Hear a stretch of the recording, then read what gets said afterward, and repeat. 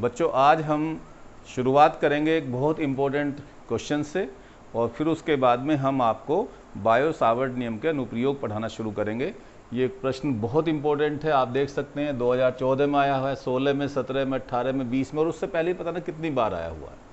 तो ये क्वेश्चन है, सिद्ध कीजिए C बराबर 1/μ0 एप्सिलॉन नोट। म्यू नोट क्या होती है बच्चों? मैंने पहली वीडियो में आपको बताया था, निर्वात की चुंबकशीलता, और एप्सिलॉन नोट क्या होती है? निर्वात की वैद्युतशीलता।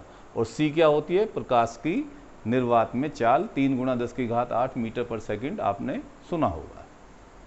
ठीक है बच्चों, चलिए अब इसको सॉल्यूशन करते हैं, प्रूफ करते हैं।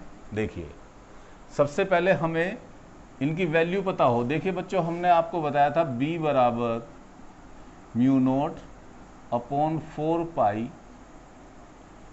I डेल्टा L या DL sine theta upon r², बताया था।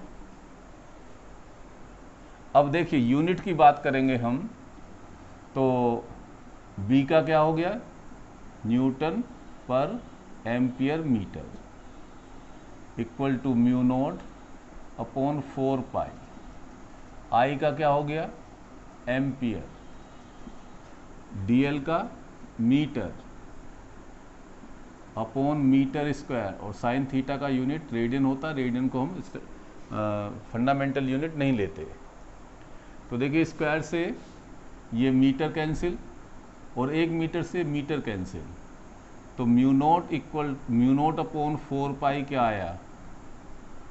बोलो, न्यूटन पर एम्पियर स्क्वायर, न्यूटन पर ampere square.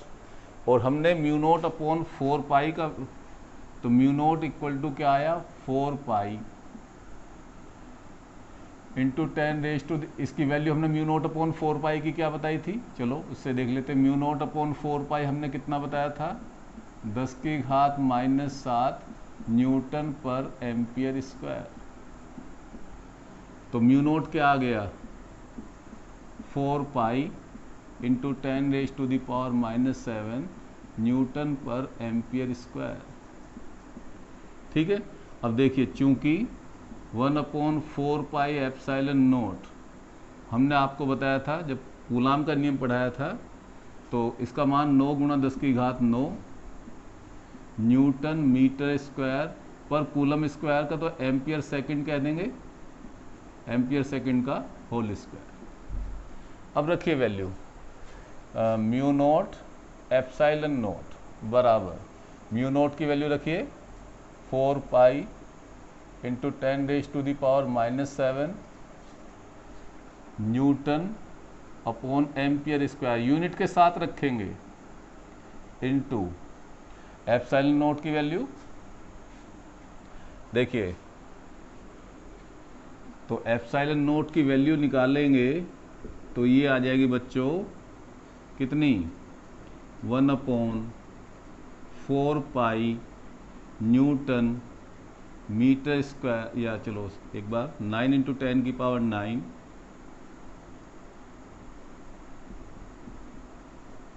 Newton metre square, और ये ऊपर चला जाएगा एम्पियर स्क्वायर सेकंड स्क्वायर। तो एप्सिलॉन नोट की वैल्यू रखिए 1/4π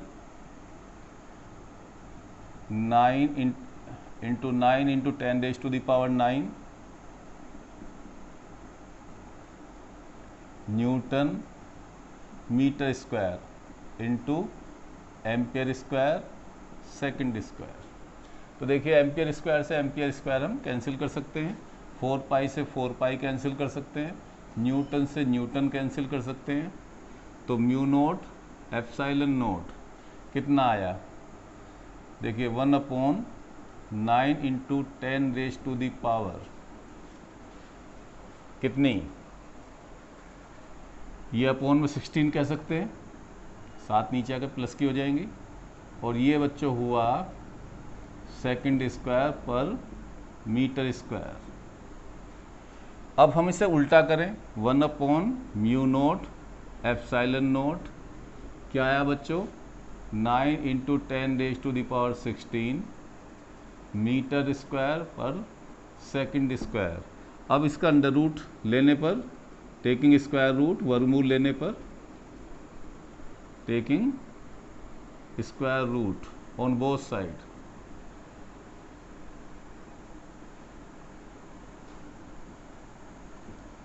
we get 1/√μ0 epsilon nought equal to, देखिए इसका 3 × 10⁸ हो जाएगा और मीटर पर सेकंड हो जाएगा, और ये किसका मान होता है, C का, प्रकाश की निर्वात में 4। आपको समझ में आया? इसे बहुत अच्छी तरह से नोट कर लीजिए, बहुत इंपॉर्टेंट क्वेश्चन है, अक्सर पूछा जाता है। कभी कभी इसी क्वेश्चन को इस रूप में पूछ लेते हैं कि 1/√μ0 एप्सिलॉन नोट की विमा ज्ञात कीजिए। तो विमा वही होंगी जो C की विमा है, वेग की विमा है, ठीक है। तो आप इस क्वेश्चन को बहुत अच्छी तरह से करिए।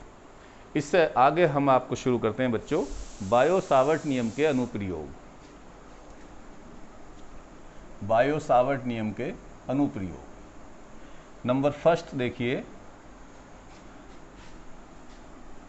किसी धारावाही लूप के कारण उत्पन्न चुंबकीय क्षेत्र की तीव्रता, किसी धारावाही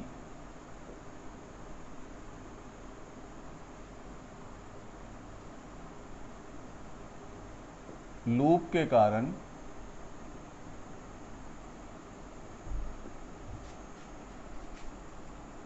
उत्पन्न चुंबकीय क्षेत्र की तीव्रता,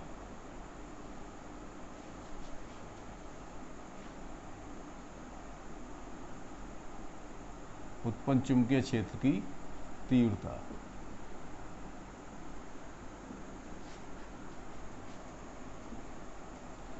intensity of magnetic field due to a current loop, intensity of magnetic field due to a current loop. बच्चों ये हमारे पास एक लूप है, इस तरह से, इसमें ये I धारा प्रवाहित हो रही है एंटी क्लॉकवाइज डायरेक्शन में, चलो हम ऐसे मान लेते हैं, ऐसे, और इसका सेंटर O और इसकी रेडियस R। इसके केंद्र पर हमें चुंबकीय क्षेत्र का मान ज्ञात करना है। धारा ऐसे आएगी, आप जानते हैं सर्किल के रूप में रोटेट होती है करंट। तो लिखिए, माना R त्रिज्या के R त्रिज्या के एक लूप में I धारा प्रवाहित हो रही है, तब लूप के अल्पांश AB बराबर DL, AB बराबर कितना बच्चों, DL। अब DL की दिशा भी वही होगी, ये दिशा होगी। R रेडियस वेक्टर से कितना एंगल बनाएगी, 90 डिग्री। तो लूप के अल्पांश AB बराबर DL के कारण लूप के केंद्र पर उत्पन्न चुंबकीय क्षेत्र की तीव्रता DB बराबर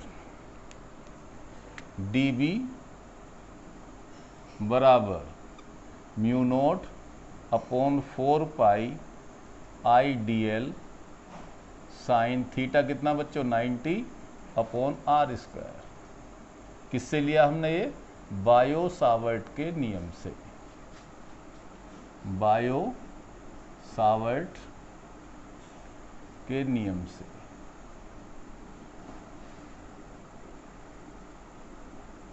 क्लियर?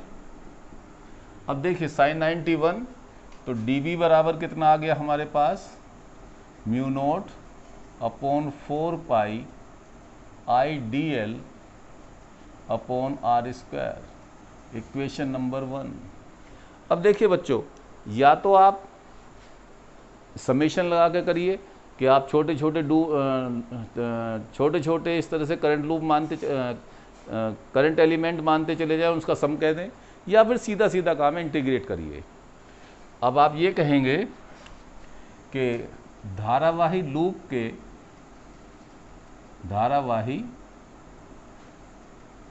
लूप के केंद्र पर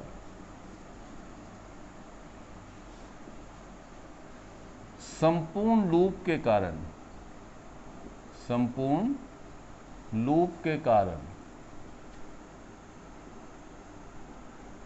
उत्पन्न चुंबकीय क्षेत्र की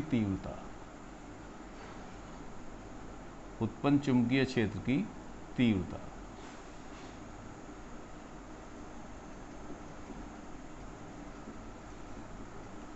अब संपूर्ण लूप के कारण क्या होगी बच्चों, इसे इंटीग्रेट कर दीजिए। इंटीग्रेशन किसके लिए, लेंथ के लिए, क्योंकि लूप की लेंथ हम कंसीडर कर रहे हैं। तो b बराबर dB को इंटीग्रेट करिए। अब dB की वैल्यू पुट कीजिए लेंथ के लिए, कितनी, म्यू नॉट अपॉन 4 पाई आई dl अपॉन r स्क्वायर। अब देखिए बच्चों, यहाँ ये तो सब कांस्टेंट है, ना तो म्यू नॉट अपॉन 4 पाई बदल रहा, ना आई बदल रहा, ना आर बदल रहा। हाँ, dl की वैल्यू हर एक एलिमेंट के लिए डिफरेंट होगी। तो इंटीग्रेशन किसका होगा, dl का। तो b equal to mu naught upon 4 pi I upon are square, integration length के लिए किसका, dl का। और dl का बच्चों इस तरह से छोटे छोटे करंट एलिमेंट लेंगे तो सबका योग कितना आ जाएगा, इसकी परिधि के बराबर। तो b बराबर mu naught upon 4 pi I upon are square, और dl का इंटीग्रेशन हो जाएगा बच्चों 2 पाई r। ठीक है, तो देखिए r से स्क्वायर कैंसिल, 2 पाई से 2 रह जाएगा यहाँ। तो b बराबर क्या आया, म्यू नॉट अपॉन 2 आई अपॉन r। दिशा में अभी बताऊंगा आपको। अब बच्चों ये तो एक लूप की बात थी। यदि मान लो हमारे पास कोई कुंडली है, जैसे आपने देखा होगा इलेक्ट्रिक फैन की या आपके घरों में जो मोटर होती है, इलेक्ट्रिक मोटर होती है, उसकी वाइंडिंग में देखा होगा आपने, उसमें बहुत सारे तारों के लूप होते हैं। तो एक लूप के कारण इतना चुंबकीय क्षेत्र उत्पन्न हुआ।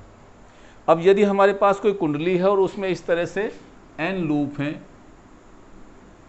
ऐसे, तो चुंबकीय क्षेत्र भी n गुना हो जाएगा। एक लूप के कारण इंटू दूसरे लूप के कारण, और प्लस दूसरे लूप के कारण, प्लस तीसरे लूप के कारण, ऐसे इस तरह से। तो लिखिए, यदि किसी धारावाही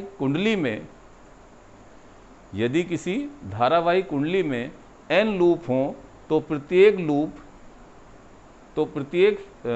लूप या फेरा एक स्वतंत्र धारावाही लूप की भांति व्यवहार करेगा। तब धारावाही कुंडली के केंद्र पर उत्पन्न नेट चुंबकीय क्षेत्र की तीव्रता, तो b बराबर mu naught upon 2 ni upon r। ठीक है बच्चों, अब इसकी दिशा की बात करते हैं। देखिए, यदि हम जिस दिशा से देख रहे हैं कुंडली को, और उसमें यदि धारा एंटी क्लॉकवाइज है, तो चुंबकीय क्षेत्र की दिशा कुंडली के तल के लंबवत या लूप के तल के लंबवत बाहर की ओर होगी, और यदि धारा की दिशा क्लॉकवाइज है तो अंदर की ओर होगी। क्लियर? तो आज की वीडियो में बच्चों इतना ही।